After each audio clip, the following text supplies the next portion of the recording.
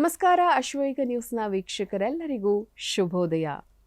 ಪ್ರತಿದಿನ ಈ ಕಾರ್ಯಕ್ರಮದಲ್ಲಿ ಪಂಚಾಂಗದ ವಿಶೇಷತೆ, ರಾಶಿ ಭವಿಷ್ಯಗಳ ಫಲಾಫಲ ಯಾವ ರೀತಿಯಾಗಿರುತ್ತೆ, ಧಾರ್ಮಿಕ ಚಿಂತನೆಗಳಿಗೆ ಸಂಬಂಧಪಟ್ಟಂತೆ ಸಾಕಷ್ಟು ಹೊಸ ಮಾಹಿತಿಯನ್ನ ಹೊತ್ತು ತರುವಂತಹ ಕಾರ್ಯಕ್ರಮವೇ ಈ ಅಶ್ವಜ್ಯೋತಿಷ್ಯ ಕಾರ್ಯಕ್ರಮದಲ್ಲಿ. ಇವತ್ತು ಮನೆಯ ಮುಂದೆ ತುಳಸಿ ಗಿಡ ಇರಬೇಕು, ಅದರ ಮಹತ್ವ ಏನು, ಈ ವಿಚಾರದ ಬಗ್ಗೆ ಸಾಕಷ್ಟು ಮಾಹಿತಿಯನ್ನು ತಿಳಿಸಿಕೊಡೋದಕ್ಕೆ ನಮ್ಮ ಜೊತೆಗೆ ಕಾರ್ಯಕ್ರಮದಲ್ಲಿ ಇವತ್ತು ಭಾಗಿಯಾಗ್ತಾ ಇದ್ದಾರೆ ಧಾರ್ಮಿಕ ಚಿಂತಕರಾದಂತಹ ಶ್ರೀ ವೆಂಕಟರಮಣ ಭಟ್ ಗುರೂಜಿಯವರು. ಬನ್ನಿ ಅವನ ಕಾರ್ಯಕ್ರಮಕ್ಕೆ ಆಧಾರದಿಂದ ಬರಮಾಡಿಕೊಳ್ಳೋಣ.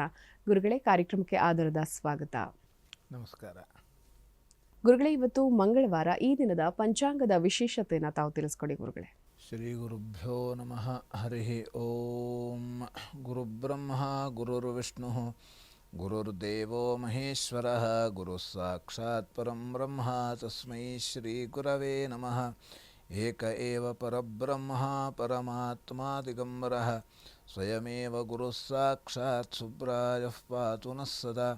ಕಾರುಣ್ಯಮೂರ್ತಿಂ ಕಮನೀಯರೂಪಂ ದಿಗಂಬರಂ ಯೋಗಿಗಣೈಃ ಸುಪೂಜ್ಯಂ ಸ್ವಭಕ್ತರಕ್ಷಾರ್ಥಕೃತಾವತಾರಂ ಸುಬ್ರಾಯರಾಜಂ ಶರಣಂ ಪ್ರಪದ್ಯೆ.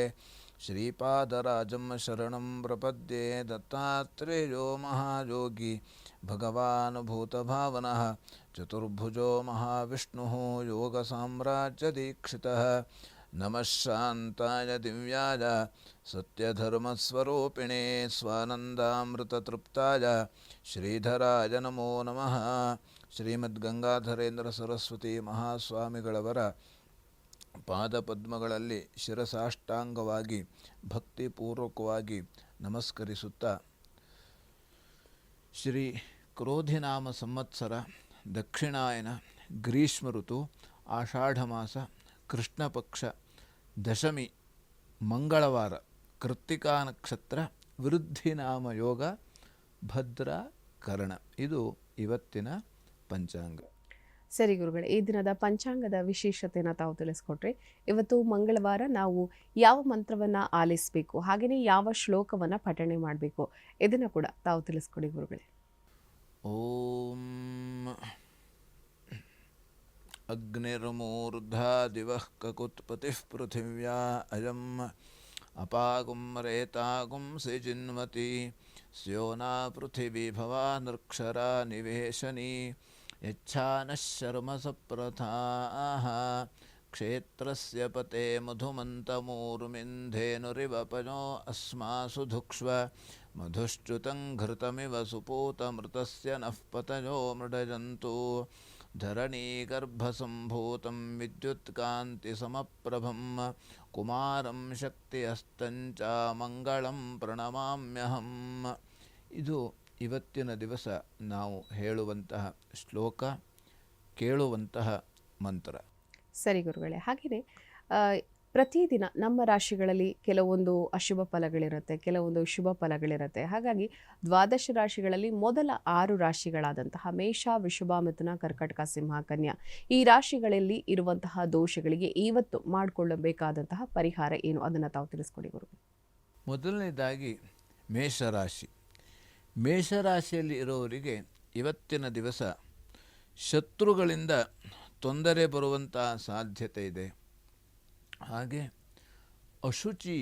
ಅಶುಚಿಯಾಗುವಂಥದ್ದು.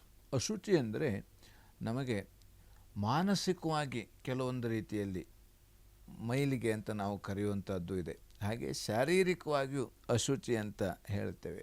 ಯಾಕೆಂತಂದರೆ ಮನಸ್ಸು ಅದು ಸ್ವಲ್ಪ ಯಾವುದೇ ಬೇಜಾರದಲ್ಲಿದ್ದಾಗ ಅದು ಕೂಡ ಅಶುಚಿಯಂತೆ. ಯಾಕೆಂತಂದರೆ ಮನಸ್ಸು ಏನೂ ಆಲೋಚನೆ ಮಾಡ್ತಾ ಇಲ್ಲ, ಏನು ಮಾಡಲಿಕ್ಕೂ ಅದು ಆಗ್ತಾದೆ ಮನಸ್ಸಿಗೆ. ಹಾಗೆ ಶಾರೀರಿಕವಾಗಿ ಶರೀರದಲ್ಲಿ ಯಾವ ರೀತಿಯ ಶುಚಿ ಅಂತಂದರೆ, ನಾವು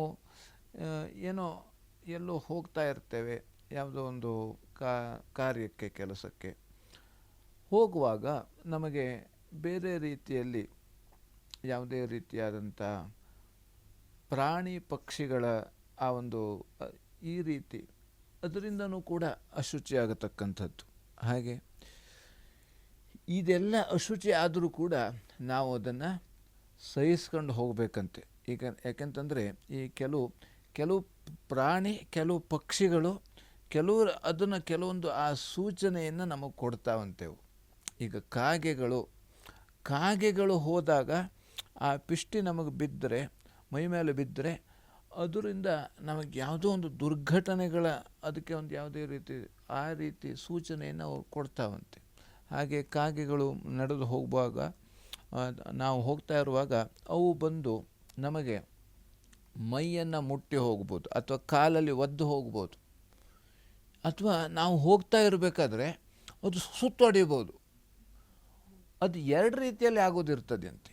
ಒಂದು ಏನಂತಂದರೆ, ಮರಿ ಹಾಕಿರ್ತದೆ. ಕಾಗೆಗಳು ಮರಿ ಹಾಕಿದಾಗ ಅಲ್ಲಿ ನಾವು ಏನಾದರೂ ಹೋಗಿ ಆ ಮರಿಗೆ ತೊಂದರೆ ಮಾಡ್ತೇವೆ ಹೇಳೋ ದೃಷ್ಟಿಯಿಂದ ಅವು ಎಲ್ಲೂ ಹೋಗ್ಲಿಕ್ಕೆ ಕೊಡೋದಿಲ್ಲ, ನಮಗೆ ಇದು ಮಾಡ್ತೇವೆ. ಎರಡನೇದಾಗಿ ನಮ್ಮ ಕರ್ಮ ಅಲ್ಲಿ ಬಂದಾಗ ಅವು ಹಾಗೆ ಮಾಡ್ತೇವಂತೆ. ಯಾಕಂದರೆ ಅದಕ್ಕೆ ಈಗೆಲ್ಲ ಶ್ರಾದ್ದಗಳಲ್ಲಿ ಇದನ್ನೆಲ್ಲ ಆಚರಣೆ ಮಾಡೋದುಂಟು. ಯಾಕೆ ಪಿತೃಗಳಿಗೆ ಕಾಗೆಗೆ ಕೊಡಬೇಕು, ಅದರಿಂದ ಪಿತೃಗಳಿಗೆ ಸಲ್ತದೆ, ಪಿತೃಗಳಿಗೆ ಮುಟ್ತದೆ, ಇದರಿಂದ ಒಳ್ಳೆ ರೀತಿಯ ಅನುಕೂಲ ಆಗ್ತದೆ ಹೇಳೋ ಈ ದೃಷ್ಟಿಯಿಂದ ಮಾಡುವಂಥ ಒಂದು ಕೆಲಸ ಇರ್ತದೆ. ಹಾಗಾಗಿ ಇದು ಎಲ್ಲ ದೃಷ್ಟಿಯಿಂದಲೂ ಕೂಡ ನಾವು ಆದಷ್ಟು ಈ ಮೈಲಿಗೆ ಅಶುಚಿ ಆಯಿತು ಅಂತಂದರೆ ನಾವು ಅದರಲ್ಲಿ ಬೇರೆ ರೀತಿಯಾದಂಥ ಯಾವುದೇ ಆಲೋಚನೆಯನ್ನು ಮಾಡದೆ ನಾವು ಭಗವಂತನ ಸ್ಮರಣೆ ಮಾಡಿಕೊಂಡು ಅಥವಾ ಸ್ನಾನವನ್ನು ಮಾಡಿಕೊಂಡು ದೇವರಿಗೆ ದೀಪ ಹಚ್ಚಿ ಭಗವಂತನ ಸ್ಮರಣೆ ಮಾಡಿಕೊಂಡು ನಾವು ಮುಂದೆ ಹೋಗಬಹುದು. ಇನ್ನು ಧನ ಲಾಭ ಆಗುವಂಥ ಸಾಧ್ಯತೆಯೂ ಕೂಡ ಇವತ್ತಿನ ದಿವಸ ಇರತಕ್ಕಂಥದ್ದು. ಇನ್ನು ಮೃಷ್ಟಾನ್ನ ಭೋಜನ, ಇವತ್ತಿನ ದಿವಸ ಮೃಷ್ಟಾನ್ನ ಭೋಜನ ಮಾಡುವಂಥ ಸಾಧ್ಯತೆ ಇರತಕ್ಕಂಥದ್ದು. ಹಾಗಾಗಿ ಇವತ್ತು ಕೂಡ ನಾವು ದುರ್ಗಾ ಕವಚವನ್ನು ಪಠಣ ಮಾಡೋದರಿಂದ ಎಲ್ಲ ರೀತಿಯಲ್ಲಿ ಅನುಕೂಲ ಆಗತಕ್ಕಂಥದ್ದು. ಇನ್ನು ವೃಷಭ ರಾಶಿಯಲ್ಲಿರುವವರಿಗೆ ಆರೋಗ್ಯದಲ್ಲಿ ಸುಧಾರಣೆ ಆಗುವಂಥ ಸಾಧ್ಯತೆ ಇದೆ, ಧನ ಲಾಭ ಆಗುವಂಥ ಸಾಧ್ಯತೆ ಇದೆ. ಮೃಷ್ಟಾನ್ನ ಭೋಜನ, ಇವತ್ತಿನ ದಿವಸ ಮೃಷ್ಟಾನ್ನ ಭೋಜನ ಸಿಗತಕ್ಕಂಥದ್ದು. ಹಾಗೆ ದೂರ ಪ್ರಯಾಣದಲ್ಲಿ ತೊಂದರೆ ಆಗುವಂಥ ಸಾಧ್ಯತೆ ಇದೆ. ಹೆಂಡತಿಯಲ್ಲಿ ಕಲಹ ಆಗತಕ್ಕಂಥದ್ದು. ಮಹಾಗಣಪತಿ ಪೂಜೆ ಮಾಡುವುದರಿಂದ ಇವತ್ತಿನ ದಿವಸ ಎಲ್ಲ ರೀತಿಯಲ್ಲಿ ಅನುಕೂಲ ಆಗತಕ್ಕಂಥದ್ದು. ಇನ್ನು ಮಿಥುನ ರಾಶಿಯಲ್ಲಿರುವವರಿಗೆ ಶತ್ರುಗಳಿಂದ ತೊಂದರೆ ಬರುವಂಥ ಸಾಧ್ಯತೆ ಇದೆ. ಪೆಟ್ಟಿನಿಂದ ಗಾಯಗಳು ಆಗತಕ್ಕಂಥದ್ದು. ಹಾಗೆ ಅಧಿಕ ವ್ಯಯ, ಸ್ವಲ್ಪ ಖರ್ಚು ಜಾಸ್ತಿ ಆಗುವಂಥ ಸಾಧ್ಯತೆ ಇದೆ. ಹಾಗೆ ಬೆಳ್ಳಿ ಬಂಗಾರದ ವ್ಯಾಪಾರಸ್ಥರಿಗೆ ಇವತ್ತಿನ ದಿವಸ ಲಾಭ ಆಗತಕ್ಕಂಥದ್ದು. ಇನ್ನು ಕರ್ಕಾಟಕ ರಾಶಿಯಲ್ಲಿರೋರಿಗೆ ಮಕ್ಕಳಿಂದ ತೊಂದರೆ ಬರುವಂಥ ಸಾಧ್ಯತೆ ಇದೆ. ಉದರ ಬಾಧೆ, ಹಾಗೆ ಹೊಟ್ಟೆಗೆ ಸಂಬಂಧಪಟ್ಟಂಥ ಸಣ್ಣ ಪುಟ್ಟ ವ್ಯತ್ಯಾಸ ಆಗತಕ್ಕಂಥದ್ದು. ಆದಷ್ಟು ನಾವು ಈ ಉದರ ಬಾಧೆ ಇದೆಲ್ಲ ಬಂದಾಗ ಏನು ಮಾಡಬೇಕು ಅಂತಂದರೆ, ನಾವು ಆದಷ್ಟು ಈ ಬಿಸಿ ನೀರನ್ನು ಕುಡಿಬೇಕಂತೆ. ಈ ವಾತಾವರಣದಲ್ಲಿ ಬಿಸಿ ನೀರನ್ನು ಕುಡಿಯೋದರಿಂದ ನಮಗೆ ಸಣ್ಣ ಪುಟ್ಟ ಹೊಟ್ಟೆ ನೋವು ಅದಕ್ಕೆ ಸಂಬಂಧಪಟ್ಟಂತೆ ಯಾವುದೇ ಇದ್ದರೂ ಕೂಡ ಅದು ಪರಿಹಾರ ಆಗ್ತದೆ ಅಂತೆ. ಬಿಸಿ ನೀರು ತುಂಬ ಬಿಸಿನೂ ಅಲ್ಲ, ಅಥವಾ ತುಂಬ ತಣದಿದ್ದು ಅಲ್ಲ, ಮಧ್ಯಮ, ಈ ಹೂ ಬಿಸಿ ಅಂತ ನಾವು ಕರಿತೇವಲ್ಲಿ, ಆ ಥರದ ಬಿಸಿ ನೀರು ಕುಡಿಬೇಕು. ಅದಕ್ಕಾಗಿ ನಾವು ಯಾವತ್ತೂ ಕೂಡ ಕೆಲವೊಂದು ದೃಷ್ಟಿಯಲ್ಲಿ ಕಾಯಿಸಿ ಸ್ವಲ್ಪ ಆರಿಸಿದ ನೀರನ್ನೇ ನಾವು ಕುಡಿಬೇಕಂತೆ. ಅದು ಎಲ್ಲ ದೃಷ್ಟಿಯಿಂದಲೂ ಕೂಡ ಒಳ್ಳೆಯದು. ಅದರಿಂದ ಏನಾಗ್ತದೆ, ಈ ಕೆಲವು ಜೀರ್ಣಶಕ್ತಿ ತುಂಬ ಅನುಕೂಲವಂತೆ ಅದು. ಸ್ವಲ್ಪ ಕಾಯಿಸಿ ಸ್ವಲ್ಪ ಕಾದಾರಿಸಿದ ನೀರು ಅದರಿಂದ. ಯಾಕಂದರೆ ನಮಗೆ ಬೆಳಗ್ಗೆ ಅದಕ್ಕೆ ಈಗೆಲ್ಲ ಆರೋಗ್ಯ ಶಾಸ್ತ್ರ ಮತ್ತು ಎಲ್ಲ ಶಾಸ್ತ್ರ ಈ ಕೆಲವೊಂದು ಯಾವುದೇ ರೀತಿ ಏನು ಹೇಳ್ತದೆ, ಬೆಳಗ್ಗೆ ಎದ್ದ ತಕ್ಷಣ ನಾವು ನೀರು ಕುಡಿಬೇಕಂತೆ. ಒಂದು ಚೆಂಬು ನೀರು ಹಿಂಗೆ ನಿಂತ್ಕೊಂಡು ಕುಡಿಬೇಕಂತೆ ಬೆಳಗ್ಗೆ ಎದ್ದ ತಕ್ಷಣ. ಆಮೇಲೆ ಬೇರೆ ಟೈಮ್ನಲ್ಲಿ ನಾವು ಕುಳಿತುಕೊಂಡೇ ನೀರು ಕುಡಿಬೇಕಂತೆ. ಯಾಕೆಂತಂದರೆ ಆ ನೀರನ್ನು ಬೆಳಗ್ಗೆ ಎದ್ದ ತಕ್ಷಣ ನಾವು ಅದನ್ನು ನಾವು ಏನು ಹಲ್ಲು ತಿಕ್ಕಬೇಕೋಳು ಇಲ್ಲ, ಹೊಲ ತಿಕ್ಬೇಕು. ಬೆಳಗ್ಗೆ ಹಾಸಿಗೆಯಿಂದ ಎದ್ದ ತಕ್ಷಣ ಘಟ ಘಟ ಘಟ ನಿಂತ್ಕೊಂಡು ಒಂದು ಚಮ್ ನೀರು ಕುಡಿದು ಬಿಡಬೇಕು. ಆವಾಗ ನಮಗೆ ಏನಾಗ್ತದೆ, ಜೀರ್ಣಕ್ರಿಯೆ ಯಾವುದಾದ್ರೂ ಕೂಡ ಒಳಗಡೆ ಜೀರ್ಣ ಆಗದೆ ಹೋಗಿದ್ದಿದ್ರೆ ಅದೆಲ್ಲ ಸರಿಯಾಗಿ ತೊಳೆದು ಹೋಗ್ಬಿಡುತ್ತೆ. ಜೀರ್ಣ ಆಗುವಂಥ ಅದು ತುಂಬ ಆರೋಗ್ಯ ಶಾಸ್ತ್ರದಲ್ಲಿ ಹಾಗೆ ತುಂಬ ಬೆಸ್ಟ್ ಅದು. ಯಾಕಂದರೆ ನಮಗೆ ಈ ರೀತಿ ಮಾಡೋದ್ರೆ ನಮಗೆ ದಿವ್ಸಕ್ಕೆ ಸಾಮಾನ್ಯ 2ರಿಂದ 2.5 ಲೀಟ್ರ್ ನೀರು ನಮ್ಮ ಶರೀರಕ್ಕೆ ದಿವಸನೂ ಬೇಕು. ಆ ನೀರು ನಾವು ಕುಡಿಲಿಲ್ಲ ಅಂತಾದರೆ ಏನಾಗ್ತದೆ, ಈ ಕೆಲವು ಕಿಡ್ನಿ ಸ್ಟೋನು ಅಂದರು, ಇದೆ ಹಿಂಗೆ ನಮಗೆ ಏನೋ ಹೊಟ್ಟೆ ನೋವು ಅಂದರು. ಹೊಟ್ಟೆ ನೋವು ಯಾಕೆ ಬರ್ತದೆ, ಅಲ್ಲಿ ನಾವು ತಿಂದಂಥ ಆಹಾರ ಜೀರ್ಣ ಆಗದೆ ಇದ್ದಾಗ ನೋವು ಬರೋದು. ಅದಕ್ಕಾಗಿ ಈ ನೀರನ್ನು ನಾವು ಕುಡಿಯೋದ್ರಿಂದಲೇ, ಬೆಳಗ್ಗೆ ಎದ್ದ ತಕ್ಷಣ ನೀರು ಕುಡಿಯೋದ್ರಿಂದಲೇ ನಮಗೆ ಈ ಸಣ್ಣ ಪುಟ್ಟ ಕಾಯಿಲೆಗಳು ಯಾವುದು ಕೂಡ ಬರುವುದೇ ಇಲ್ಲವಂತೆ. ಅದಕ್ಕಾಗಿ ಹಿಂದಿನ ಕಾಲದಲ್ಲಿ ಆ ತಾಮ್ರದ ಪಾತ್ರೆಯಲ್ಲಿ ನೀರನ್ನು ಹಿಡಿದಿಡ್ತಿದ್ರು. ಅದ್ರ ಆ ಚೆರಿಗೆಯಲ್ಲಿ ನೀರು ಕಾಯಿಸಿ ಇಡ್ತಿದ್ರು. ಅದರಿಂದ ನಮಗೆ ಎಷ್ಟೋ ರೀತಿಯಲ್ಲಿ ಅನುಕೂಲ ಆಗತಕ್ಕಂಥದ್ದು. ಹಾಗಾಗಿ ಈಗ ನಾವು ಆಯುರ್ವೇದ ಏನು ಹೇಳ್ತಾರೆ, ಆಯುರ್ವೇದ ಶಾಸ್ತ್ರದಲ್ಲೂ ಕೂಡ ಇದನ್ನೇ ಹೇಳೋದು. ಈ ರೀತಿ ನಾವು ಆಚರಣೆ ಮಾಡೋದ್ರಿಂದ ನಮಗೆ ಎಷ್ಟೋ ರೀತಿ ಕಾಯಿಲೆಗಳು ಬರುವುದೇ ಇಲ್ಲ. ನಮಗೆ ಆ ಕಾಯಿಲೆಗಳೇ ಬರುವುದಿಲ್ಲ. ಅದಕ್ಕಾಗಿ ಈ ನೀರಿಗೆ ಅಷ್ಟೇ, ಅದಕ್ಕೆ ಯಾವ ರೀತಿ ಅಮೃತ ಸದೃಶ ಅದು. ಆ ನೀರೇ ಅಮೃತ. ಪಯಃ ಕೀಲಾಲಮೃತಂ ಅಂದರೆ ಅದು ಅಮೃತ ಸದೃಶವಾಗಿದ್ದು. ಅದಕ್ಕಾಗಿ ಆ ಶುದ್ಧವಾದ ನೀರಿಗೆ ಬಣ್ಣ ಇಲ್ಲ, ರುಚಿ ಇಲ್ಲ, ವಾಸನೆನೂ ಕೂಡ ಇಲ್ಲ. ಅದರಲ್ಲಿ ಯಾವುದೋ ಬಣ್ಣ ಬಂತು ಅಂದರೆ ಅಶುದ್ಧ, ಅದು ಯಾವುದೋ ವಾಸನೆ ಬಂತು ಅಂದರೆ ಅಶುದ್ಧ, ಹಾಗೆ ಬೇರೆ ರುಚಿ ಬಂತು ಅಂದರೆ ಅಶುದ್ಧ. ಯಾಕಂದರೆ ನೀರಿನ ರುಚಿ ಹೇಗಿದೆ, ನೀರಿನ ರುಚಿ ನೀರಿನಂಗೆ ಇದೆ. ಸೂರ್ಯ ಹೇಗಿದ್ದಾನೆ, ಸೂರ್ಯನಂಗೆ ಇದ್ದಾನೆ. ಬೇರೆ ಯಾರೂ ಅದಕ್ಕೆ ಉದಾಹರಣೆ ಕೊಡಲಿಕ್ಕೆ ಸಾಧ್ಯ ಇಲ್ಲ. ಹಾಗಾಗಿ ಆದಷ್ಟು ನಾವು ಈ ನೀರನ್ನು ಕುಡಿಯೋದರಿಂದ ನಮಗೆ ಹೊಟ್ಟೆಯಲ್ಲಿ ಬರತಕ್ಕಂಥ ಸಣ್ಣ ಪುಟ್ಟ ಜೀರ್ಣಶಕ್ತಿ ಇದೆಲ್ಲವೂ ಕೂಡ ಸರಿಯಾಗಿ ಆಗತಕ್ಕಂಥದ್ದು. ಆದ್ದರಿಂದ ಇವತ್ತಿನ ದಿವಸ ಧನ ಲಾಭ ಆಗುವಂಥ ಸಾಧ್ಯತೆಯೂ ಇದೆ. ಇನ್ನು ಕೃಷಿಯಲ್ಲಿ ಅನುಕೂಲ ಆಗುವಂಥ ಸಾಧ್ಯತೆ ಇದೆ. ಧನ್ವಂತರಿ ಜಪವನ್ನು ಮಾಡೋದರಿಂದ ಇವತ್ತಿನ ದಿವಸ ಎಲ್ಲ ರೀತಿಯಲ್ಲಿ ಅನುಕೂಲ ಆಗತಕ್ಕಂಥದ್ದು.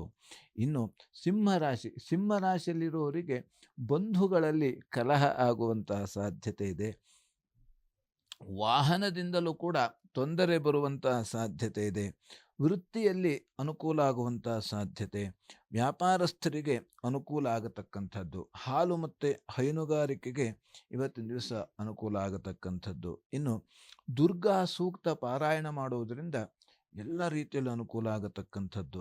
ಇನ್ನು ಕನ್ಯಾರಾಶಿಯಲ್ಲಿರುವವರಿಗೆ ಸಹೋದರರಲ್ಲಿ ಕಲಹ ಆಗುವಂತಹ ಸಾಧ್ಯತೆ ಇದೆ. ಧೈರ್ಯದಿಂದ ಕಾರ್ಯಸಿದ್ಧಿ. ನಾವು ಧೈರ್ಯಂ ಸರ್ವತ್ರ ಸಾಧನಂ, ಧೈರ್ಯ ತಗೊಳ್ಬೇಕಂತೆ. ಈ ಧೈರ್ಯ ಇದ್ದರೆ ಏನನ್ನು ಬೇಕಾದ್ರೂ ಸಾಧನೆ ಮಾಡ್ಬೋದು. ನಾವು ಹುಲಿಯನ್ನು ಕೂಡ ಓಡಿಸ್ಬೋದಂತೆ ಧೈರ್ಯ ಇದ್ದರೆ. ಯಾಕಂದರೆ ಹುಲಿಗೆ 10 ಆಳು ಶಕ್ತಿ, 1/2 ಆಳು ಧೈರ್ಯ ಇರ್ತದೆ ಅಂತೆ. ಹುಲಿಗೆ 10 ಆಳು ಶಕ್ತಿ, 10 ಆಳು ಅದು ಏನು ಬೇಕಾದ್ರೂ ಕೈಯಲ್ಲಿ ಬಾಯಲ್ಲೇ ಕಚ್ಕೊಂಡು ಹೋಗ್ಬಿಡ್ತದೆ, ಅದು ಅಷ್ಟು ಶಕ್ತಿ ಇರ್ತದೆ. ಅದು ಧೈರ್ಯ ಮಾತ್ರ 1/2 ಆಳು. ನಮ್ಮ 1/2 ಆಳು ಅದಕ್ಕೆ ಧೈರ್ಯ. ಯಾಕೆಂತಂದ್ರೆ ನೋಡಿ, ಅದು ಯಾವುದೇ ಪ್ರಾಣಿ, ಈಗ ಎಮ್ಮೆ ಅಥವಾ ಆಕಳು ಅಥವಾ ಬೇರೆ ಅಥವಾ ಜಿಂಕೆನೇ ಎದುರಿಗೆ ಬಂದರು ಅದು ಏನೂ ಮಾಡೋದಿಲ್ಲ. ನೀವು ನೋಡಿರ್ಬೋದು, ಅದು ಹಿಂಗೆ ಹೆದರ್ತದೆ, ಅದು ಸ್ವಲ್ಪ ಹಿಂದೆ ಹೋಗ್ತದೆ. ಅದು ಹಿಂದೆ ಬಂದೇ ಕುತ್ತಿಗೆಗೆ ಬಾಯಿ ಹಾಕೋದು. ಹಿಂದೆ ಬಂದು ಕುತ್ತಿಗೆಗೆ ಬಾಯಿ ಹಾಕ್ಬಿಟ್ರೆ ಯಾರ ಹತ್ರ ಏನು ಮಾಡಲಿಕ್ಕೂ ಆಗೋದಿಲ್ಲ. ಈಗ ಆನೆ ಎದುರಿಗೆ ಬಂದರೆ 10 ಹುಲಿ ಬಂದರೂ ಆನೆ ಓಡಿಸ್ಬಿಡ್ತದೆ. ಆದರೆ ಹಿಂದೆ ಬಂದವರು ಬಾಯಿಗೆ ಹಾಕ್ಬಿಟ್ರೆ ಓಕೆ, ಇದು ಮಾಡೋದು ಆ ಗ್ರಿಪ್ ಸಿಗೋದಿಲ್ಲ. ಹಾಗಾಗಿ ಈ ಧೈರ್ಯ ಅಂದರೆ ಅಷ್ಟು ನಮ್ಮಲ್ಲಿ ಆ ಧೈರ್ಯ ಇದ್ದುಬಿಟ್ರೆ ಏನು ಬೇಕಾದರೂ ನಾವು ಹುಲಿಯನ್ನು ಹೆದರಿಸಿ ಓಡಿಸ್ಬೋದು. ಆ ಧೈರ್ಯ ಬೇಕು ನಮಗೆ. ಅದಕ್ಕಾಗಿ ಈ ಧೈರ್ಯಂ ಸರ್ವತ್ರ ಸಾಧನಂ, ಎಲ್ಲ ರೀತಿಯಲ್ಲಿ ಧೈರ್ಯ ಹೇಳತಕ್ಕಂಥದ್ದು ತುಂಬ ಮುಖ್ಯವಾಗಿ ಬೇಕಾಗಿದ್ದದ್ದು. ಇನ್ನು ಗುರು ಹಿರಿಯರ ದರ್ಶನ, ಇವತ್ತಿನ ದಿವಸ ಗುರು ಹಿರಿಯರ ದರ್ಶನ ಮಾಡುವಂಥ ಸಾಧ್ಯತೆ ಇದೆ.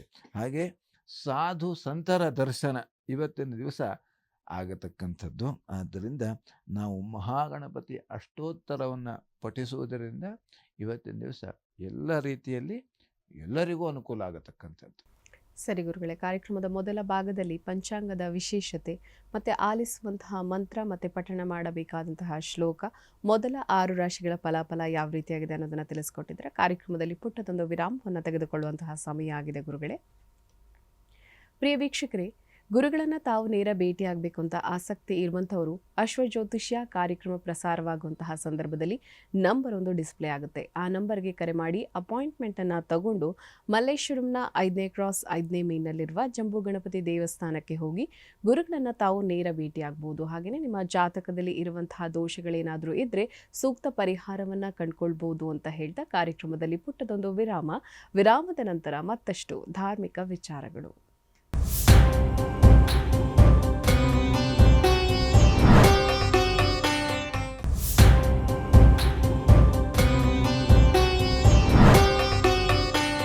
ವಿರಾಮದ ನಂತರ ಅಶ್ವಜ್ಯೋತಿಷ್ಯ ಕಾರ್ಯಕ್ರಮಕ್ಕೆ ಮತ್ತೊಮ್ಮೆ ಸ್ವಾಗತ ವೀಕ್ಷಕರೇ.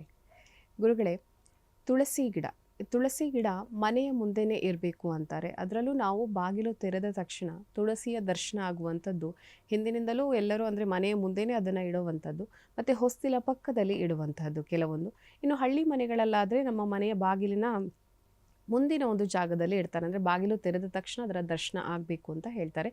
ಯಾಕೆ ತುಳಸಿ ಗಿಡಕ್ಕೆ ಇಷ್ಟೊಂದು ಮಹತ್ವ ಅಂತ? ತುಳಸಿ ಗಿಡ ಹೇಳತಕ್ಕಂಥದ್ದು ನಮಗೆ ಮೊದಲನೇದಾಗಿ ಎಲ್ಲರ ಮನೆಯಲ್ಲೂ ಇರಲೇಬೇಕು. ಎಲ್ಲಿರಬೇಕು? ಮನೆ ಮುಂದೆ. ಮನೆ ಒಳಗಡೆನೂ ಅಲ್ಲ, ತುಂಬ ಹೊರಗಡೆನೂ ಅಲ್ಲ, ಮನೆ ಎದುರಿಗೆ ಅದು ಇರಬೇಕಂತೆ. ಯಾಕೆಂದರೆ ನಾವು ಮೊದಲನೇದಾಗಿ ವೈಜ್ಞಾನಿಕವಾಗಿ ನಾವು ನೋಡೋಣ. ಈಗ ವೈಜ್ಞಾನಿಕವಾಗಿ ನಾವು ನೋಡೋದಾದರೆ ಆ ತುಳಸಿ ಗಿಡದಲ್ಲಿ ಈ ಆಕ್ಸಿಜನ್ ಪ್ರಮಾಣ ಹೇಳತಕ್ಕಂಥದ್ದು ಜಾಸ್ತಿ ಇರ್ತದೆಯಂತೆ. ಅಂದರೆ ಯಾವ ರೀತಿ? ಅದು ಆ ವಾತಾವರಣವನ್ನು ಶುದ್ಧ ಮಾಡುವಂಥ ಶಕ್ತಿ ಆ ತುಳಸಿ ಗಿಡಕ್ಕೆ ಇರ್ತದೆಯಂತೆ. ಹಾಗಾಗಿ ನಾವು ಅದನ್ನು ದಿವಸ ಬೆಳಗ್ಗೆ ಎದ್ದು ಅಲ್ಲಿ ಪ್ರದಕ್ಷಿಣೆ ಮಾಡೋದರಿಂದ ನಮಗೂ ಕೂಡ ನಾವು ಶುದ್ಧವಾಗ್ತಾ ಹೋಗ್ತೇವೆ. ನಮಗೆ ಶುದ್ಧವಾಗಿ ಇವತ್ತಿನ ದಿವಸ ಗಾಳಿ ಬೇಕು, ಶುದ್ಧವಾಗಿ ನೀರು ಬೇಕು, ಶುದ್ಧವಾಗಿ ಆಹಾರ ಬೇಕು. ಅದೆಲ್ಲ ಇದ್ದಾಗ, ಶುದ್ಧವಾಗಿದ್ದಾಗ ನಮ್ಮ ಮನಸ್ಸು ಶುದ್ಧವಾಗಿ ಇರ್ತದೆ. ನಮ್ಮ ಮನಸ್ಸು ಶುದ್ಧವಾಗಿರಬೇಕಾದ್ರೆ ನಮಗೆ ಆ ವಾತಾವರಣ ಶುದ್ಧಿ ಇರಬೇಕು. ವಾತಾವರಣ ಶುದ್ಧಿಯಿಂದ ನಮಗೆ ಎಲ್ಲ ರೀತಿಯಲ್ಲಿ ಅನುಕೂಲ ಆಗತಕ್ಕಂಥದ್ದು. ಅದಕ್ಕಾಗಿ ವಿಶೇಷವಾಗಿ ನಾವು ತುಳಸಿ ಪೂಜೆ ಎಲ್ಲರೂ ಕೂಡ ಮಾಡಬೇಕು. ಎಲ್ಲರೂ ಅಂದರೆ ಹೆಂಗಸರು ತುಳಸಿ ಪೂಜೆಯನ್ನು ಮಾಡತಕ್ಕಂಥದ್ದು. ಆ ತುಳಸಿ ಪೂಜೆಯಲ್ಲಿ ವಿಶೇಷವಾಗಿ ನಮಗೆ ಮಹಾಲಕ್ಷ್ಮಿ ಅಂತೇವಳು. ಆಧ್ಯಾತ್ಮಿಕ ವಿಚಾರದಲ್ಲಿ ಮಹಾಲಕ್ಷ್ಮಿ, ವಿಷ್ಣು ಲಕ್ಷ್ಮಿ. ಲಕ್ಷ್ಮಿಯನ್ನು ಆರಾಧನೆಯನ್ನು ಮಾಡತಕ್ಕಂಥವರು ತುಳಸಿ ಪೂಜೆಯನ್ನು ಮಾಡಬೇಕು. ಆ ತುಳಸಿ ಪೂಜೆ ಮಾಡುವುದರಿಂದ ನಮಗೆ ಎಲ್ಲ ರೀತಿಯಲ್ಲಿ ಅನುಕೂಲ ಆಗತಕ್ಕಂಥದ್ದು. ಯಾಕಂದರೆ ಈ ಸೂಕ್ಷ್ಮ ವಾಯುಮಂಡಲ ಹೇಳತಕ್ಕಂಥದ್ದು ಇದೆ. ಆ ಸೂಕ್ಷ್ಮ ವಾಯುಮಂಡಲವನ್ನು ನಾವು ಶುದ್ಧ ಮಾಡಬೇಕು ಅಂತಾದರೆ ಅದು ಈ ತುಳಸಿ ಗಿಡನೂ ಕೂಡ ಬೇಕಾಗ್ತದೆ. ಆ ತುಳಸಿ ಗಿಡದಿಂದಲೂ ಸೂಕ್ಷ್ಮ ವಾಯುಮಂಡಲ ಶುದ್ಧವಾಗ್ತದೆ. ಇನ್ನು ಹಸು, ದನ, ಆಕಳು, ಇದರಿಂದಲೂ ಕೂಡ ಅದರಲ್ಲಿ ಎಷ್ಟೋ ರೀತಿಯಾದಂಥ ಶಕ್ತಿಗಳು ಇದ್ದಾವೆ. ಈಗ ಆ ವಾತಾವರಣವನ್ನೇ ಶುದ್ಧಿ ಮಾಡಬೇಕು ಅಂದರೆ ವಾತಾವರಣ ಸಮತೋಲನದಲ್ಲಿ ಇರಬೇಕಂತೆ. ವಾತಾವರಣ ಸಮತೋಲನದಲ್ಲಿ ಇರಬೇಕು ಅಂತಾದರೆ ಅಷ್ಟು ರೀತಿಯಲ್ಲಿ ಆ ಶಕ್ತಿ ಹೇಳತಕ್ಕಂಥದ್ದು ಬೇಕಂತೆ. ಯಾಕಂದರೆ ನಾವು ಬೇರೆ ಬೇರೆ ರೀತಿಯಲ್ಲಿ ಆಲೋಚನೆ ಮಾಡುವುದರಿಂದ, ಕೆಲಸವನ್ನು ಮಾಡುವುದರಿಂದ, ಇದರಿಂದಾಗಿ ನಮ್ಮ ಆ ಸೂಕ್ಷ್ಮ ವಾಯುಮಂಡಲ ಹೇಳತಕ್ಕಂಥದ್ದು ಅದು ಹಾಳಾಗ್ತಾ ಇದೆಯಂತೆ, ಅದು ಕೆಡ್ತಾ ಇದೆ. ಹಾಗಾಗಿ ಅದು ಶುದ್ಧವಾಗಬೇಕು ಅಂತಾದರೆ ತುಳಸಿ ಗಿಡದ ಪಾತ್ರವು ಕೂಡ ಬಹು ಮುಖ್ಯವಾಗಿ ಇರತಕ್ಕಂಥದ್ದು. ತುಳಸಿ ಗಿಡ ಇದ್ದರೆ ಅಲ್ಲಿ ಯಮದೂತರು ಬರುವುದಿಲ್ಲವಂತೆ. ಯಮದೂತರು ಆಧ್ಯಾತ್ಮಿಕವಾಗಿ ಹಿಂದೆ ಇಲ್ಲೇ ಅಲ್ಲೂ ಅವರು ಅವನು ಏನೋ ಪಾಪ ಮಾಡಿದ್ದ, ಸಂಪ್ರಾಪ್ತೆ ಸನ್ನಿಹಿತೆ ಕಾಲೆ ಮರಣವನ್ನು ಹೊಂದಿದಾಗ ಯಮದೂತರು ಬಂದರು. ಯಾಕಂದರೆ ಅವನು ತುಂಬ ಪಾಪ ಮಾಡಿದವನು.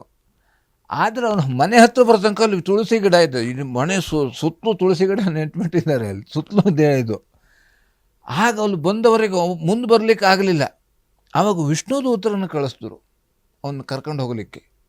ಹಾಗಾಗಿ ಆ ತುಳಸಿ ಗಿಡ ಅಷ್ಟು ಬಹಳ ಮುಖ್ಯವಾಗಿ, ಯಾಕೆಂದರೆ ನಮಗೆ ಇಹದಲ್ಲಿಯೂ ಪರದಲ್ಲಿಯೂ, ಅದಕ್ಕೆ ಕೃಷ್ಣಾರ್ಪಣ ಅಂದರು. ಕೃಷ್ಣನಿಗೆ ಅರ್ಪಣೆ ಮಾಡತಕ್ಕಂಥದ್ದು ಅದು. ವಿಷ್ಣು ಭಗವಂತನೇ ಇದ್ದಂಗೆ ಆಯಿತು ಅದು. ಹಾಗಾಗಿ ಯಾಕೆಂದರೆ ನಮಗೆ ಎಲ್ಲವೂ ಕೂಡ ಕೃಷ್ಣಾರ್ಪಣ, ಶ್ರೀ ಕೃಷ್ಣಾರ್ಪಣಮಸ್ತು ಅಂದರೆ ಎಲ್ಲವೂ ಕೂಡ ಭಗವಂತನಿಗೆ ಅರ್ಪಿಸಿದ್ದು. ಹಾಗಾಗಿ ವಿಶೇಷವಾಗಿ ನಮಗೆ ಆ ತುಳಸಿ ಇದ್ದರೆ ಅದು ನಮಗೆ ಎಲ್ಲ ರೀತಿಯಲ್ಲೂ ಎಲ್ಲ ಪೂಜೆಗೂ ಕೂಡ ತುಳಸಿ ಬೇಕೇ ಆಗಿರ್ತದೆ, ಬಹಳ ಮುಖ್ಯವಾಗಿರತಕ್ಕಂಥದ್ದು. ಅದಕ್ಕೆ ಭಗವಂತನ ವಿಷ್ಣುವಿನ ಆರಾಧನೆ ಮಾಡುವವರಿಗಂತೂ ಕೂಡ ತುಳಸಿ ಬೇಕೇ ಬೇಕು. ಒಂದು ದಿವಸ ಇಲ್ಲದೆ ಹೋದರೆ ಆಗೋದಿಲ್ಲ. ಯಾಕೆಂತಂದರೆ ಈ ಒಂದು ಆಧ್ಯಾತ್ಮಿಕ ದೃಷ್ಟಿಯಿಂದ ಆ ತುಳಸಿ ಗಿಡ ಬಹಳ ಮುಖ್ಯವಾದಂಥ ಪಾತ್ರವನ್ನು ಅದು ಪಡೆದುಕೊಳ್ಳುವಂಥದ್ದು. ಯಾಕೆಂತಂದರೆ ಈ ಶರೀರವನ್ನು ಬಿಟ್ಟು ಈ ಜೀವ ಹೋಗುವಾಗ ಯಾವ ರೀತಿಯಲ್ಲಿ ಹೋಗ್ತದೆ, ಅದಕ್ಕೆ ವಿಷ್ಣು ದೂತರು ಬಂದರೆ ಆ ಜೀವಕ್ಕೆ ಕಷ್ಟವನ್ನು ಕೊಡೋದಿಲ್ಲವಂತೆ, ಯಾವುದೇ ಹಿಂಸೆ ಆಗೋದಿಲ್ಲ. ವಿಷ್ಣು ಲೋಕಕ್ಕೆ ಹೋಗ್ಬಿಡ್ತಾರೆ ಅವರು. ಈ ವೈತರಣಿ ನದಿಯನ್ನು ದಾಟೋ ಕೆಲಸವೇ ಇಲ್ಲ ಅವರಿಗೆ. ಡೈರೆಕ್ಟ್ ಪುಷ್ಪಕ ವಿಮಾನದ ಮೇಲೆ ಅವರು ವಿಷ್ಣು ಲೋಕಕ್ಕೆ ಹೋಗ್ಬಿಡ್ತಾರೆ. ಅದಕ್ಕಾಗಿ ಯಮದೂತರು ಬಂದರೆ ಅವರು ವೈತರಣಿ ನದಿ ದಾಟೆ ಹೋಗಲೇಬೇಕು. ಅಲ್ಲಿ ಆ ಕಲ್ಲು ಮುಳ್ಳುಗಳಿಂದ ದಾರಿ ಕೂಡಿರ್ತದೆ. ಈ ವಿಷ್ಣು ದೂತರು ಬಂದರೆ ಡೈರೆಕ್ಟ್ ಅಲ್ಲಿ ಯಾವುದೇ ರೀತಿಯಾದಂಥ ಯಾವ ಚೆಕ್ಕಿಂಗೂ ಇಲ್ಲ. ಈಗ ನಮಗೆ ವಿಮಾನದಲ್ಲಿ ಚೆಕ್ ಮಾಡೋದು, ಅಲ್ಲಿ ಯಾರು ಚೆಕ್ಕು ಇಲ್ಲ, ಏನೂ ಇಲ್ಲ. ಡೈರೆಕ್ಟ್ ಅವಕ್ಕೆ ಫುಲ್ ಸೆಕ್ಯೂರಿಟಿ ಸಿಗ್ತದೆ, ಏನೂ ತೊಂದರೆ ಆಗಬಾರ್ದು ಹೋಗ. ಅದಕ್ಕಾಗಿ ನಾವು ಆ ತುಳಸಿ ಗಿಡವನ್ನು ನಾವೆಲ್ಲರೂ ಕೂಡ ಪೂಜೆ ಮಾಡಬೇಕು, ನಾವೆಲ್ಲರೂ ಕೂಡ ಬೆಳೆಸಬೇಕು, ನಾವೆಲ್ಲರೂ ಕೂಡ ಅದನ್ನು ರಕ್ಷಣೆ ಮಾಡಬೇಕು. ಇದು ನಮ್ಮ ಮುಖ್ಯವಾದಂಥ ಕರ್ತವ್ಯ. ಯಾಕಂದರೆ ಇದು ನಮಗೆ ಇಲ್ಲೂ ಕೂಡ ಈ ಲೋಕದಲ್ಲೂ ನಮಗೆ ಆರೋಗ್ಯವಾಗಿರ್ಲಿಕ್ಕಾಗ್ತದೆ. ನಮ್ಮ ಈ ಶರೀರ ಬಿಟ್ಟ ನಂತರ ನಾವು ಯಾರಿಗೂ ಶರೀರ ಬಿಡಬೇಕು, ಯಾರಿಗಿದೆ ನಮಗೆ ಸಾವು ಬರಬೇಕು ಯಾರಿಗಾರು ಅನ್ನಿಸ್ತದೆಯಾ? ಯಾರಿಗೂ ಅನ್ನಿಸೋದಿಲ್ಲ. ಆದರೆ ಆ ಕಾಲ ಬಂದಾಗ ನಮಗೆ ಗೊತ್ತೇ ಆಗೋದಿಲ್ಲ.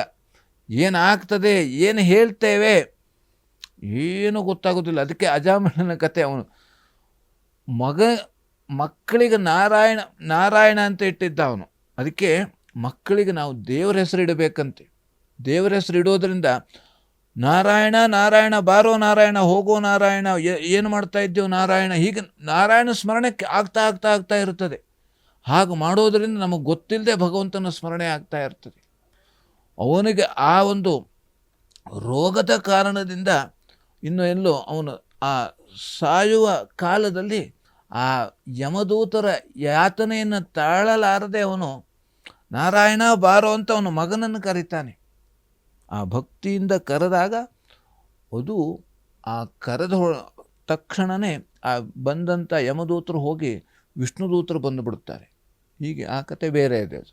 ಹಾಗಾಗಿ ಈ ತುಳಸಿ ಗಿಡ ಅಷ್ಟು ರೀತಿಯಲ್ಲಿ ನಮಗೆ, ಅದಕ್ಕಾಗಿ ಆ ತುಳಸಿಯನ್ನು ನಾವು ಹಿಂಗೆ ಕಿವಿ ಮೇಲೆ ಇಟ್ಕೊಂಡ್ರೂ ಸಾಕು, ಅಷ್ಟು ರೀತಿಯಲ್ಲಿ ಅನುಕೂಲ ಆಗತಕ್ಕಂಥದ್ದು. ಅದಕ್ಕಾಗಿ ಸಾಮಾನ್ಯವಾಗಿ ನಾವು ನೋಡ್ತೇವೆ, ಈಗ ಅದನ್ನೀಗ ಹೇಳಲೇಬೇಕು, ಸ್ಮಶಾನದಲ್ಲಿ ತುಳಸಿ ಗಿಡವನ್ನು ನೆಟ್ಟು ಬರ್ತಾರೆ. ಅಲ್ಲಿ ಅವರಿಗೆ ಮುಂದೆ ಹೋದ ನಂತರ ಅವರಿಗೆ ವಿಷ್ಣು ಲೋಕ ಪ್ರಾಪ್ತಿಯಾಗಲಿ, ಸದ್ಗತಿ ಸಿಗಲಿ ಅಂತ. ಹಾಗಾಗಿ ಆ ಶವದ ಮೇಲೆ ಇದನ್ನು ಹಾಕ್ತಾರೆ, ತುಳಸಿಯನ್ನು ಹಾಕ್ತಾರೆ. ಹಾಗಾಗಿ ಅದು ಆ ತುಳಸಿ ಗಿಡ ಇದ್ದಾಗಲೂ ಬೇಕು, ಹೋದಾಗಲೂ ಬೇಕು. ಹಾಗಾಗಿ ಬಹಳ ಮುಖ್ಯವಾದಂಥ ಮಹತ್ವವನ್ನು ಆ ತುಳಸಿ ಗಿಡ ನಮಗೆಲ್ಲರಿಗೂ ಕೂಡ ಕೊಡತಕ್ಕಂಥದ್ದು. ಸರಿ ಗುರುಗಳೇ, ಬಹಳ ವಿಶೇಷವಾಗಿ ತುಳಸಿ ಗಿಡಕ್ಕೆ ಯಾಕೆ ಇಷ್ಟು ಮಹತ್ವ, ಇದರ ವೈಜ್ಞಾನಿಕ ಹಿನ್ನೆಲೆ ಏನು, ಆಧ್ಯಾತ್ಮಿಕ ಹಿನ್ನೆಲೆ ಏನು, ಯಾಕೆ ಇಷ್ಟು ಮಹತ್ವವನ್ನು ಕೊಟ್ಟು ತುಳಸಿಯನ್ನು ಪೂಜೆ ಕೂಡ ಮಾಡ್ತೀವಿ ಅನ್ನುವಂತಹ ವಿಚಾರವನ್ನು ಪ್ರಿಯ ವೀಕ್ಷಕರಿಗೆ ತಾವು ತಿಳಿಸ್ಕೊಟ್ರಿ. ಅದೇ ರೀತಿ ಉಳಿದಂತಹ ರಾಶಿಗಳಾದಂತಹ ತುಲಾ, ವೃಶ್ಚಿಕ, ಧನಸ್ಸು, ಮಕರ, ಕುಂಭ, ಮೀನ ಈ ರಾಶಿಗಳ ಫಲಾಫಲ ಯಾವ ರೀತಿಯಾಗಿದೆ, ಹಾಗೆಯೇ ದೋಷಗಳಿದ್ದಲ್ಲಿ ಇವತ್ತು ಯಾವ ರೀತಿಯಾಗಿ ಪರಿಹಾರವನ್ನು ಮಾಡ್ಕೋಬೇಕು, ಇದನ್ನು ತಾವು ತಿಳಿಸ್ಕೊಡಿ ಗುರುಗಳೇ. ಇನ್ನು ತುಲಾರಾಶಿಯಲ್ಲಿರುವವರಿಗೆ ಅನ್ನಸ್ಥಾನದಲ್ಲಿ ತೊಂದರೆ ಬರುವಂತಹ ಸಾಧ್ಯತೆ ಇದೆ, ಧನಸ್ಥಾನದಲ್ಲಿ ತೊಂದರೆ ಬರುವಂತಹ ಸಾಧ್ಯತೆ ಇದೆ. ಅಂದರೆ ಅನ್ನಸ್ಥಾನದಲ್ಲಿ ತೊಂದರೆ ಹೇಳ್ತಕ್ಕಂಥದ್ದು ನಮಗೆ ಸರಿಯಾದ ಸಮಯಕ್ಕೆ ನಾವು ಆಹಾರವನ್ನು ಸ್ವೀಕಾರ ಮಾಡಲಿಕ್ಕೆ ಆಗೋದಿಲ್ಲ. ಧನಸ್ಥಾನದಲ್ಲೂ ಕೂಡ ನಾವು ಮಾಡುವಂಥ ಬೇರೆ ವೃತ್ತಿಯಲ್ಲೂ ಕೂಡ ಸ್ವಲ್ಪ ವ್ಯತ್ಯಾಸ ಆಗತಕ್ಕಂಥದ್ದು. ಇನ್ನು ಶತ್ರುವಿನಿಂದ ತೊಂದರೆ ಬರುವಂತಹ ಸಾಧ್ಯತೆ ಇದೆ. ಶತ್ರುಗಳು ನಮಗೆ ಆ ತೊಂದರೆ ಕೊಡ್ತಾರೆ, ಆದರೆ ನಾವು ಮೌನವಾಗಿ ಏನೇ ತೊಂದರೆ ಬಂದರೂ ಕೂಡ, ಏನೇ ಘಟನೆ ಆದರೂ ಕೂಡ ನಾವು ಮೌನವಾಗಿ ಎದುರಿಸಬೇಕು. ಇನ್ನು ಚಿನ್ನದ ವ್ಯಾಪಾರಿಗಳಿಗೆ ಇವತ್ತಿನ ದಿವಸ ಲಾಭ ಆಗತಕ್ಕಂಥದ್ದು. ಮೃತ್ಯುಂಜಯ ಜಪವನ್ನು ಮಾಡುವುದರಿಂದ ಎಲ್ಲ ರೀತಿಯಲ್ಲಿ ಅನುಕೂಲ ಆಗತಕ್ಕಂಥದ್ದು. ಇನ್ನು ವೃಶ್ಚಿಕ ರಾಶಿಯಲ್ಲಿರುವವರಿಗೆ ಆರೋಗ್ಯದಲ್ಲಿ ವ್ಯತ್ಯಾಸ ಆಗುವಂತಹ ಸಾಧ್ಯತೆ ಇದೆ. ಶಿರೋಬಾಧೆ ತಲೆಗೆ ಸಂಬಂಧಪಟ್ಟಂಥ ಸಣ್ಣ ಪುಟ್ಟ ವ್ಯತ್ಯಾಸ ಆಗತಕ್ಕಂಥದ್ದು. ಇನ್ನು ದೂರ ಪ್ರಯಾಣ ಮಾಡುವಂಥ ಸಾಧ್ಯತೆ ಇದೆ. ಹೆಂಡತಿಯಿಂದ ಇವತ್ತಿನ ದಿವಸ ಸಹಕಾರ ಸಿಗುವಂಥದ್ದು.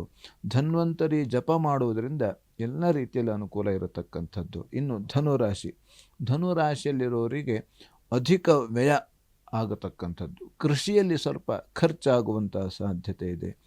ನೀರಿನಿಂದ ತೊಂದರೆ ಬರುವಂತಹ ಸಾಧ್ಯತೆ ಇದೆ. ಶತ್ರುವಿನಿಂದಲೂ ಕೂಡ ತೊಂದರೆ ಬರುವಂತಹ ಸಾಧ್ಯತೆ ಇದೆ. ಶ್ರೀ ಸೂಕ್ತ ಪಾರಾಯಣ ಮಾಡೋದರಿಂದ ಎಲ್ಲ ರೀತಿಯಲ್ಲಿ ಅನುಕೂಲ ಆಗತಕ್ಕಂಥದ್ದು. ಇನ್ನು ಮಕರ ರಾಶಿಯಲ್ಲಿರುವವರಿಗೆ ಮಕ್ಕಳಿಂದ ಸಹಾಯ ಸಿಗತಕ್ಕಂಥದ್ದು. ಉನ್ನತ ಶಿಕ್ಷಣದವರಿಗೆ ಅನುಕೂಲ ಆಗತಕ್ಕಂಥದ್ದು. ಇನ್ನು ವ್ಯಾಪಾರಸ್ಥರಿಗೆ ನಷ್ಟ ಆಗತಕ್ಕಂಥದ್ದು. ಬಟ್ಟೆ ವ್ಯಾಪಾರಿಗಳಿಗೂ ಕೂಡ ನಷ್ಟ ಆಗತಕ್ಕಂಥದ್ದು. ಲಕ್ಷ್ಮೀನಾರಾಯಣ ಹೃದಯ ಪಾರಾಯಣ ಮಾಡುವುದರಿಂದ ಎಲ್ಲ ರೀತಿಯಲ್ಲಿ ಅನುಕೂಲ ಆಗತಕ್ಕಂಥದ್ದು. ಇನ್ನು ಕುಂಭರಾಶಿಯಲ್ಲಿರುವವರಿಗೆ ಬಂಧುಗಳಿಂದ ಸಹಾಯ ಸಿಗತಕ್ಕಂಥದ್ದು. ಕೃಷಿ ಕ್ಷೇತ್ರದಲ್ಲಿ ಅನುಕೂಲ ಆಗತಕ್ಕಂಥದ್ದು. ವೃತ್ತಿಯಲ್ಲಿ ಕಿರಿಕಿರಿ ಆಗುವಂತಹ ಸಾಧ್ಯತೆ ಇದೆ. ಆಕಾಶ ಮಾರ್ಗದಲ್ಲಿ ಕೂಡ ತೊಂದರೆ ಬರುವಂತಹ ಸಾಧ್ಯತೆ ಇದೆ. ವಿಷ್ಣು ಸಹಸ್ರನಾಮ ಪಾರಾಯಣ ಮಾಡೋದರಿಂದ ಎಲ್ಲ ರೀತಿಯಲ್ಲಿ ಅನುಕೂಲ ಆಗತಕ್ಕಂಥದ್ದು. ಇನ್ನು ಮೀನರಾಶಿಯಲ್ಲಿರೋರಿಗೆ ಸಹೋದರರ ಸಹಕಾರ ಸಿಗತಕ್ಕಂಥದ್ದು. ಕುಟುಂಬದಲ್ಲೂ ಕೂಡ ಸಹಕಾರ ಸಿಗತಕ್ಕಂಥದ್ದು. ದಾನ ಧರ್ಮಗಳಲ್ಲಿ ತೊಂದರೆ ಬರುವಂತಹ ಸಾಧ್ಯತೆ ಇದೆ. ಹಾಗೆ ತೀರ್ಥಯಾತ್ರೆಯಲ್ಲೂ ಕೂಡ ತೊಂದರೆ ಬರುವಂತಹ ಸಾಧ್ಯತೆ ಇದೆ. ಲಲಿತಾ ಸಹಸ್ರನಾಮ ಪಾರಾಯಣ ಮಾಡೋದರಿಂದ ಇವತ್ತಿನ ದಿವಸ ಎಲ್ಲ ರೀತಿಯಲ್ಲೂ ಕೂಡ ಅನುಕೂಲ ಆಗತಕ್ಕಂಥದ್ದು. ಆದ್ದರಿಂದ ನಾವು ಯಾವುದೇ ರೀತಿಯಲ್ಲೂ ಕೂಡ, ಯಾವುದೇ ಸಂದರ್ಭದಲ್ಲೂ ಕೂಡ ನಾವು ಭಕ್ತಿಯಿಂದ ನಾವು ಸ್ಮರಣೆ ಮಾಡೋದು, ಅಥವಾ ದಿವಸ ನಾವು ಒಂದು ಸ್ವಲ್ಪ ಭಗವದ್ಗೀತೆ ಪಾರಾಯಣ ಮಾಡೋದರಿಂದ ಎಲ್ಲ ರೀತಿಯಲ್ಲಿ ಅನುಕೂಲ ಆಗತಕ್ಕಂಥದ್ದು. ಯಾಕೆಂದರೆ ಚಾತುರ್ಮಾಸ್ಯದಲ್ಲಿ ನಾವು ಒಂದು ಅಧ್ಯಾಯನಾದರೂ ಕೂಡ ದಿವಸ ಆ ಭಗವದ್ಗೀತೆ ಪಾರಾಯಣ, ಅದರ ಶ್ಲೋಕದ ಅರ್ಥ ನಾವು ಓದೋದರಿಂದ ಇವತ್ತಿನ ದಿವಸ ನಮಗೆ ಎಲ್ಲ ರೀತಿಯಲ್ಲೂ ಕೂಡ, ಎಲ್ಲ ರಾಶಿಯವರಿಗೂ ಕೂಡ ಅನುಕೂಲ ಆಗತಕ್ಕಂಥ ಸಾಧ್ಯತೆ ಇರ್ತದೆ. ಸರಿ ಗುರುಗಳೇ, ಇವತ್ತಿನ ಕಾರ್ಯಕ್ರಮದಲ್ಲಿ ಬಹಳ ವಿಶೇಷವಾಗಿ ಪಂಚಾಂಗದ ವಿಶೇಷತೆ ಮತ್ತು ನಾವು ಪಠಿಸಬೇಕಾದಂತಹ ಶ್ಲೋಕ, ಮಂತ್ರ, ದ್ವಾದಶ ರಾಶಿಗಳ ಫಲಾಫಲ ಯಾವ ರೀತಿಯಾಗಿದೆ, ಮತ್ತು ತುಳಸಿ ಗಿಡದ ಮಹತ್ವ ಏನು, ವಿಶೇಷತೆ ಏನು, ಈ ಎಲ್ಲ ವಿಚಾರಗಳ ಬಗ್ಗೆ ಸಾಕಷ್ಟು ಮಾಹಿತಿಯನ್ನು ನಮ್ಮ ಪ್ರಿಯ ವೀಕ್ಷಕರಿಗೆ ತಾವು ತಿಳಿಸ್ಕೊಟ್ರಿ. ಕಾರ್ಯಕ್ರಮದಲ್ಲಿ ಭಾಗಿಯಾಗಿದ್ದಕ್ಕಾಗಿ ಹೃತ್ಪೂರ್ವಕ ಧನ್ಯವಾದಗಳು ಗುರುಗಳೇ. ನಮಸ್ಕಾರ. ಲೋಕಾಃ ಸಮಸ್ತಾಃ ಸುಖಿನೋ ಭವಂತು, ಸಮಸ್ತ ಸನ್ಮಂಗಳಾನಿ ಭವಂತು. ಎಲ್ಲರಿಗೂ ಕ್ಷೇಮವಾಗಲಿ. ವೀಕ್ಷಕರೇ, ಇವತ್ತು ಮಂಗಳವಾರ ಶ್ರೀ ಸುಬ್ರಹ್ಮಣ್ಯ ದೇವರ ಆರಾಧನೆಯನ್ನು ಮಾಡುವಂತಹ ದಿನ. ಹಾಗಾಗಿ ಸುಬ್ರಹ್ಮಣ್ಯ ದೇವರ ಕೃಪೆಗೆ ನಾವೆಲ್ಲರೂ ಪಾತ್ರರಾಗೋಣ ಅಂತ ಹೇಳ್ತಾ ಇವತ್ತಿನ ಅಶ್ವಜ್ಯೋತಿಷ್ಯ ಕಾರ್ಯಕ್ರಮವನ್ನು ಮುಗಿಸ್ತಾ ಇದ್ದೀವಿ. ನೋಡ್ತಾ ಇರಿ ಅಶ್ವವೇಗ ನ್ಯೂಸ್. ನಮಸ್ಕಾರ.